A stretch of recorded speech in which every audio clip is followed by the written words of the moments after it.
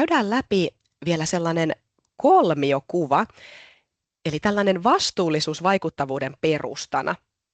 Aloitetaan tuolta pyramidin alimmasta kerroksesta, missä lukee yritysvastuu. Tämä on ikään kuin kaikille semmoinen tuttu taso, että pyritään vähentämään haittoja, toimitaan lakien ja hyvän hallinnon mukaisesti. Meidän ajattelussa tämä on ikään kuin semmoinen minimitaso ja välttämättä tämän täyttäminen ei enää nykymaailmassa tuota erityistä kilpailuetua, koska periaatteessa oletusarvo on se, että kaikkien tulee täyttää tämän tason vaatimukset. Sitten toi pyramidin keskiosa on tuollainen vastuullinen kestävä liiketoiminta. Tämä on sitä, kun halutaan tuottaa hyötyä sidosryhmille ja jättää jokin positiivinen kädenjälki tähän yhteiskuntaan. Se kädenjälki voi olla tosi monenlainen. Se voi olla vaikkapa jokin positiivinen ilmastovaikutus tai vaikka joku energiatehokas ratkaisu tai tuote tai joku palvelu, joka saa sitten taas asiakkaat toimimaan vaikkapa ilmastoviisaammin. Sitten kun me puhutaan yhteiskunnallisista yrityksistä, niin nämä kaksi tämmöistä pyramidin tasoa ei ikään kuin vielä riitä. Eli yhteiskunnalliset yritykset on sellaisia, jotka janoaa ja tekee impact-liiketoimintaa, eli vaikuttavaa liiketoimintaa. Sanotaankin, että vaikuttavuus on yhteiskunnallisten yritysten liiketoiminnan ytimessä. Ja se pointti on ehkä se, että nämä organisaatiot tavoittelee mitattavaa vaikuttavuutta. Tosissaan jokaisella on se oma yhteiskunnallinen päämäärä, mitä se organisaatio haluaa edistää, niin sitten pyritään löytämään se mitattava vaikuttavuus liittyen just siihen omaan määriteltyyn päämäärään. Ja tästä me ajatellaan, että tästä on sitä erityistä kilpailuetua yhteiskunnallisille yrityksille, koska kaikki ei vielä toimi ihan tällä tavalla. Ja me ajatellaankin, että vaikka yhteiskunnalliset yritykset tai tämä liiketoimintamalli ei muuten oikein kolahtaisi tai kiinnostaisi, niin ainakin tämä vaikuttavuusasia on sellainen, missä yhteiskunnalliset yritykset vähän jopa kirittää muita organisaatioita ja muiden organisaatioiden on ehkä helppo ottaa tästä just sitä oppia ja inspiraatioa, että miten yhteiskunnalliset yritykset tekee tätä vaikuttavuutta. Ja oikeastaan pidemmittä puheitta mä päästäänkin Elinan ääneen, niin Elina pääsee esittelemään niitä inspiroivia esimerkkejä sitten lisää. Kiitos. Eli tähän alkuun mä haluan vielä nostaa esiin tämän vaikuttavuusviestinnän merkittävyyden yhteiskunnallisissa yrityksissä, johtuen juuri tuosta, mitä Jetta tuossa pohjusti. Eli kun yrityksen päämäärä ja yritystoiminnan ensisijainen tavoite on tuoda ratkaisuja niihin yhteiskunnallisiin haasteisiin ja ekologisiin ja sosiaalisiin haasteisiin, niin viestinnällä on merkittävä rooli sen vaikuttavuuden maksimoinnissa. Eli eri sidosryhmät kannattaa pitää ajan tasalla siitä, kuinka hyvin yritys tätä missiotaan toteuttaa ja kertoo niistä mitatuista positiivisista muutoksista ja myös kertoo keskeeräisistä tuloksista. Niistä kannattaa myös kertoa ja hyödyntää viestinnässä, koska ilman sitä, että niistä vaikutuksista kertoo, niin niitä ei tavallaan ole, eikä myöskään sillä vaikuttavuusviestinnällä voi sitouttaa näitä sidosryhmiä yrityksen päämääriin ja toimintaan mukaan, joka on strategisesti tärkeää näissä yrityksissä. Ja parhaiten se tapahtuu semmoisella dialogisella ja osallistavalla viestinnällä. Ja eri kohderyhmiin on tietysti erilaisia vaikutuksia. Varmasti tosiaan se sitouttaminen toimintaa siellä keskiössä, mutta sitten tämmöinen läpinäkyvyys herättää luottamusta ja vahvistaa myös brändiä kohderyhmien keskuudessa. Esimerkiksi jos ajatellaan työntekijöitä, niin se vaikuttavuudesta viestiminen voi vahvistaa työmotivaatiota ja oman työn merkittävyyden tunnetta. Sitten asiakkaat on tietysti kiinnostuneita kuulemaan siitä yrityksen tuottaman palvelun tai tuotteen hyödystä oman elämän tai hyödynsaajan tilanteen parantamiseksi. Ja sitten sijoittajat ja rahoittajat on toki kiinnostunut, että miten vaikuttavuus ja tämä liiketoimintamalli sitten toimii kannattavasti.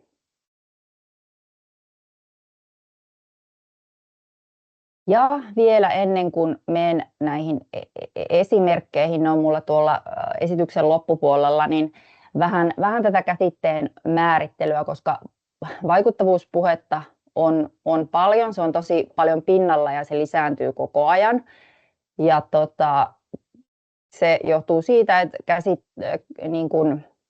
käsitys vastuullisuudesta muuttuu, siihen on tullut kerroksia lisää, kestävä toiminta ja myös yhteiskunnallisesti vaikuttava toiminta, ja useat organisaatiot tietysti haluaa olla mukana tässä muutoksessa, ja joskus sitä omaa panosta eri haasteiden ratkaisemisessa käytetään ehkä vähän kevyestikin. Tuossa ensimmäisessä puheenvuorossa Heidi kertoi näistä sudenkuopista, jota kannattaa välttää.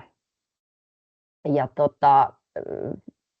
se saattaa olla tahatontakin se viherpesu tai merkityspesu, koska vaikuttavuus saatetaan sekoittaa just siihen vastuulliseen toimintaan tai vaikuttamiseen, joka taas on lobbaamista ja mielipidevaikuttamista. Me tehtiin itse asiassa toissa syksynä tämmöinen kysely vaikuttavuusosaamisen tarpeista eri yrityksissä, niin nämä oli muun muassa siellä, mihin sitä vaikuttavuutta sekoitettiin. Ja sitten taas vaikuttavuusviestintä saatetaan sekoittaa vaikuttavaan viestintään. Ja tässä on Hyvä mitta-hankkeen vaikuttavuusviestinnän työkirjasta vähän määrittelyä. Tämä on muuten tosi hyvä työkirja vaikuttavuusviestinnän toteuttamiseen. Siihen kannattaa tutustua. Mutta vaikuttavuusviestintä on siis kertomista niistä toiminnoista, tuloksista ja vaikuttavuudesta. Ja vaikuttava viestintä herättää tunteen ja saa toimimaan. Ja sitten vaikuttava vaikuttavuusviestintä on nämä kaksi yhdessä, johon tietysti kannattaa pyrkiä, että se muuttuu se vaikuttavuus myös kilpailueduksi ja auttaa erottautumaan. Sitten vielä tästä vastuullisuuden ja vaikuttavuuden eroista viestinnässä. Eli kaikki yritykset, myös yhteiskunnalliset yritykset, niin tuottaa positiivisia ja yrityksillä voi olla positiivisia ja negatiivisia vaikutuksia ympäristöönsä. Ja vaikka tuo yhteiskunnallisen yrityksen toiminta ja tavoite on yhteiskunnallinen muutos, niin myös nämä vastuullisuusasiat ja kestävä toiminta pitää olla siellä pohjalla kunnossa, koska ei voi olla niin, että luodaan positiivista muutosta aikaan toisaalla ja sitten toisaalla taas sitten aiheutetaan jotain haittaa ympäristössä. Eli tässä pyramidikuvassa niin kuin yhden yrityksen kohdalla ajatellen, niin tuo yritysvastuu on se asema ja päätökset siitä, miten yritys huomioi taloudelliset, sosiaaliset ja ympäristövaikutukset toiminnassaan. Sitten kestävä toiminta ja siitä viestiminen niin tekee sen toiminnan läpinäkyväksi ja osoittaa, miten se on eri standardien mukaista. Ja sitten se vaikuttavuusviestintä yhteiskunnallisessa yrityksessä tai muissakin yrityksissä, jos on todistetusti yhteiskunnallista muutosta saatu aikaan, niin on sitten näistä tuloksista, mitatuista tuloksista ja positiivisesta muutoksesta kertomista. Ja Vastuullisuus ja vaikuttavuus voi tietysti osin edistää samoja hyviä päämääriä, mutta ne on tälleen asemoituu eri tavalla, että se vastuullisen toiminnan pitää olla pohjalla ja sitten vaikuttavuus tulee siihen päälle.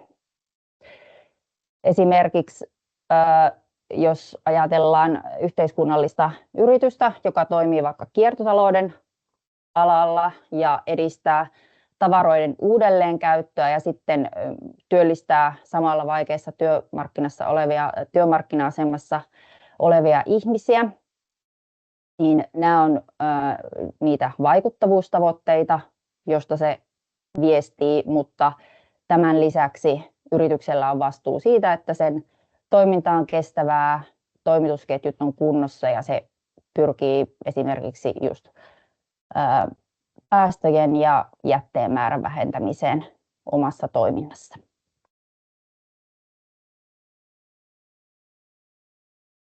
Sitten, miten päästä alkuun vaikuttavuusviestinnässä? Eli tähän halusin nostaa Ping Helsingin määrittelemät stepit vaikuttavuusviestinnän aloittamiseen. Nämä pätee myös sellaisissa tapauksissa, että yrityksellä ei olisi vielä suurta missiota siellä ihan liiketoiminnan ytimessä. Eli yhteiskunnallisilla yrityksillähän nämä 2 ensimmäistä steppiä on kunnossa, on yhteiskunnallisesti vaikuttavaa toimintaa, se on siellä sisäänrakennettuna ja se on se tarvittava lähtökohta, että vaikuttavuusviestintää voidaan tehdä. Ja siihen löytyy myös mitattua tietoa ja niitä tuloksia, miten tätä tavoitetta kohti edetään. Mutta sitten toisaalta yhteiskunnallisissa yrityksissäkin siitä toiminnasta viestiminen voisi olla vahvempaa. Toissa syksynä tai toissa vuoden aikana niin tehtiin tämmöinen Diakonia ammattikorkeakoulussa tämmöinen opinnäytetyö, jossa tutkittiin yhteiskunnallisten yritysten viestintää, niin siellä voisi olla parempaa se niistä saavutetuista tuloksista kertominen eri kanavissa, esimerkiksi ihan yritysten verkkosivuilla, niitä ei välttämättä nosteta esille niin tehokkaasti kuin voitaisiin. Mutta siis lähtökohta on sen oman roolin ymmärtäminen yhteiskunnassa ja se, millaisista palikoista se vaikuttavuus yritystoiminnassa rakentuu. Pitää tunnistaa yrityksen tarkoitus ja ne teemat, joihin halutaan vaikuttaa. Eli se vaikuttavuustavoite. Ja tämä teeman tunnistaminen ja sen rajaaminen on tärkeää senkin takia, että ymmärretään se helpottaa niin kuin sen tavoitteen osoittamista ja mittaamista, kun se toimintalogiikka siellä taustalla on mietitty kunnolla.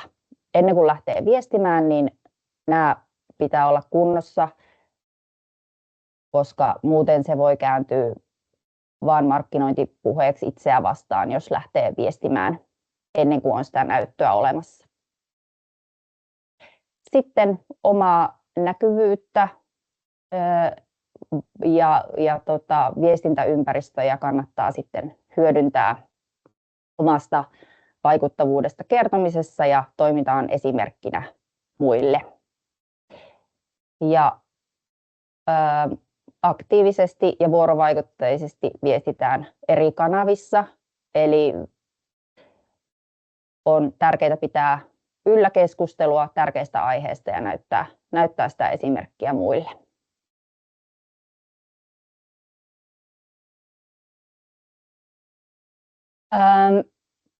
Vaikuttavuusviestintä on osa muuta viestintää ja sille kuitenkin tulee asettaa omat tavoitteet ja miettiä viestintä- ja vaikuttamiskeinot, että pystytään sitä viestiä kohdentamaan oikein. Ja kohderyhmälähtöisesti pitää miettiä sitä, että mistä se tietty kohderyhmä on kiinnostunut, mikä on tiedon tarve. Pitää osata valita siitä kerätystä vaikuttavuustiedosta se ydin ja sisältö, joka on merkityksellistä kullekin kohderyhmälle. Eli ei tietoa liikaa, että se viesti siitä muutoksesta ja hyvästä työstä välittyy sitten viestinnässä selkeämmin. Ja kohderyhmien tavoittaminen on tietysti myös tärkeää miettiä, ja paljonhan digitaalisissa kanavissa eri alustoilla voi niin kuin alustojen ehdoilla sitten tätä viestintää toteuttaa.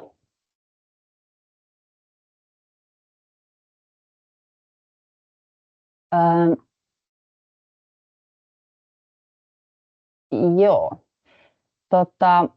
Mulla oli tämä periaatteet vielä, eli kertauksena ennen kuin mennään noihin esimerkkeihin, rehellisyys, että se perustuu tosiaan siihen tutkittuun tietoon. Voidaan kertoa myös niin kuin,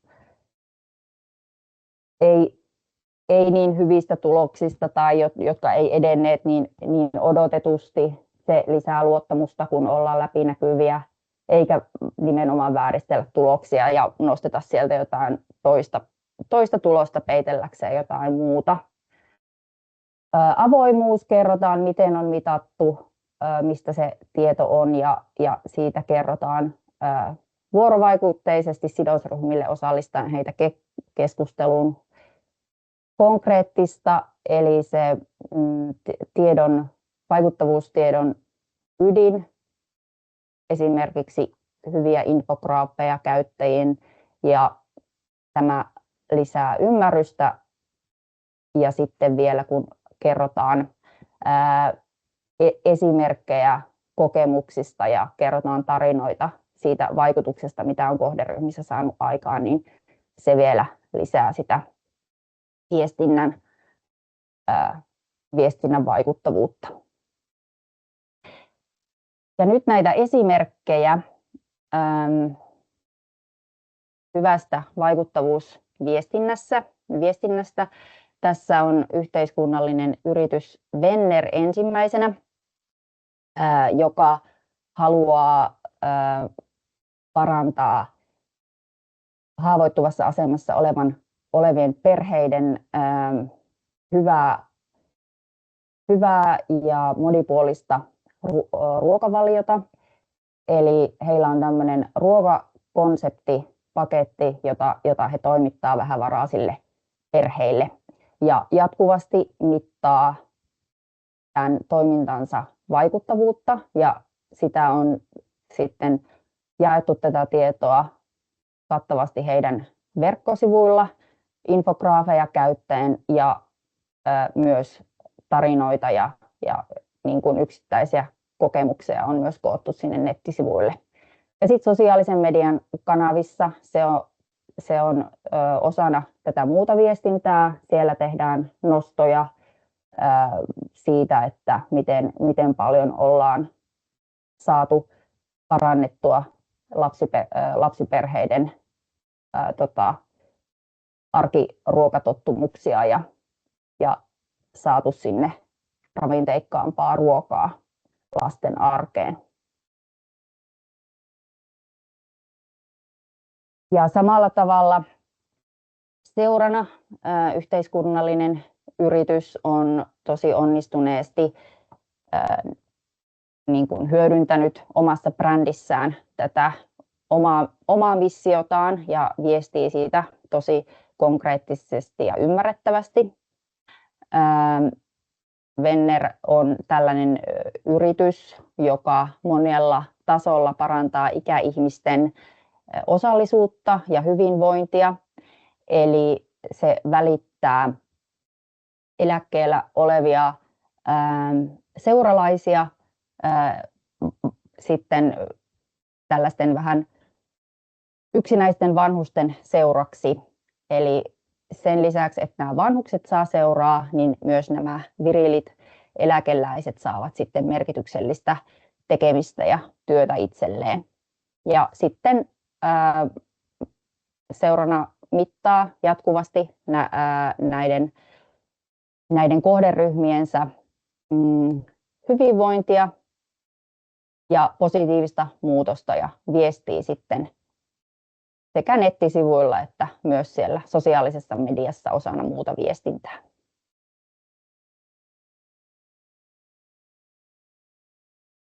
Sitten viimeisenä esimerkkinä halusin nostaa vielä Patagonian, joka on vähän tämmöinen radikaalimpi kansainvälinen esimerkki.